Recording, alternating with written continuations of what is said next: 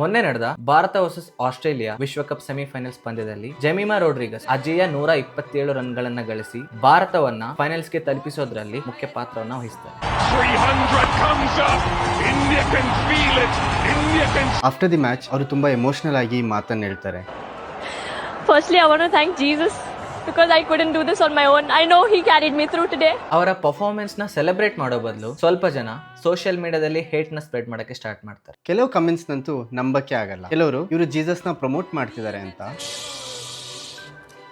ಇನ್ನು ಕೆಲವರು ಯಾಕೆ ಆಸ್ಟ್ರೇಲಿಯಾದಲ್ಲಿ 11 ಜನ ಕ್ರಿಶ್ಚಿಯನ್ ಪ್ಲೇಯರ್ಸ್ ಇದಾರೆ, ಜೀಸಸ್ ಅಲ್ಲಿ ಫೇವರ್ ಮಾಡ್ಲಿಲ್ವಾ ಅಂತ. ಜೆಮಿಮಾ ಅವ್ರಿಗೆ ಈ ಟೋಲ್ಸ್ ಎಲ್ಲ ಹೊಸದೇನಲ್ಲ. ಸೋಷಿಯಲ್ ಮೀಡಿಯಾದಲ್ಲಿ ಟೂ ಮಚ್ ಆಕ್ಟಿವ್ ಆಗಿರೋದಕ್ಕೆ, ಜೋರಾಗಿ ನಗೋದಕ್ಕೆ, ಡಾನ್ಸ್ ಮಾಡೋದಕ್ಕೆ, ಹಾಡಾಡೋದಕ್ಕೆ ಕೂಡ ಟೋಲ್ ಮಾಡಿದ್ದಾರೆ. ಅಂದ್ರೆ people started hating Har for being Har self. ಒಬ್ಬ ಕ್ರಿಕೆಟರ್ ಹಾಡಬಾರ್ದ, ಡ್ಯಾನ್ಸ್ ಮಾಡಬಾರ್ದ ಅಥವಾ ಜೋರಾಗಿ ನಗಾಡಬಾರ್ದ, ಅಂದ್ರೆ ಒಬ್ಬ ಕ್ರಿಕೆಟರ್ ಹೆಂಗಿರ್ಬೇಕು ಅನ್ನೋ ಟೆಂಪ್ಲೇಟ್ ಈ ಜನ ಕೊಡ್ತಾರ. ಜನರೇನು ಬಾಯಿಗೆ ಬಂದಿದ್ ಹೇಳಿ ಹೋಗ್ಬಿಡ್ತಾರೆ, ಆದ್ರೆ ಅದ್ರ ಇಂಪ್ಯಾಕ್ಟ್ ಬಗ್ಗೆ ಅವ್ರ ತಲೆ ಕೆಡ್ಸ್ಕೊಳ್ಳಲ್ಲ. ಜೆಮಿಮಾ ಅವರೇನೆ ಓಪನ್ ಅಪ್ ಆಗಿದ್ದಾರೆ. She was going through a lot of anxiety and mental pressure. I've almost cried every day throughout this tour.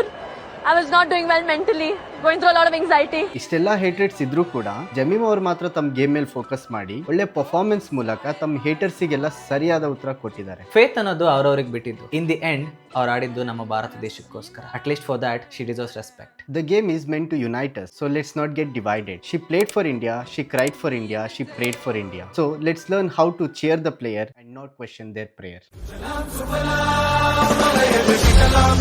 Salam,